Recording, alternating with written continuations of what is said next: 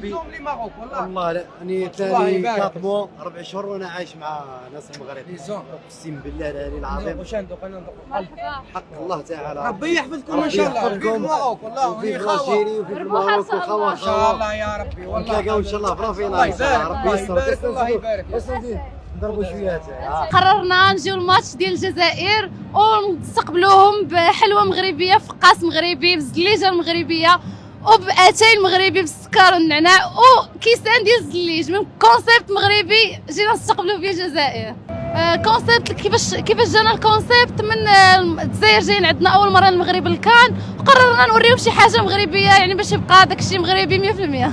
نقولوا للجمهور الجزائري مرحبا بكم في المغرب ورحنا خاوه واجي واش تشربوا عندنا اتاي والحلوه مرحبا بكم.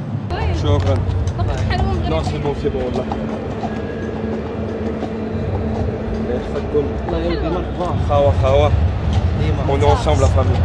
الكونسيبت هو اننا نحاولوا نقدموا لخوتنا الجزائر الحلوى مغربيه اتاي مغربي في فيفا لارجيري على الكيسان ديال كما راكم كتشوفوا.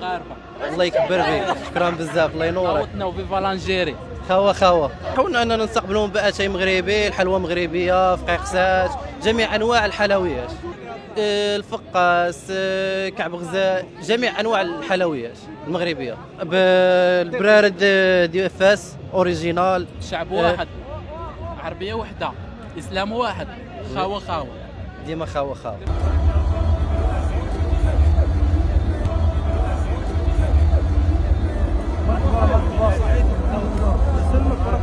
الله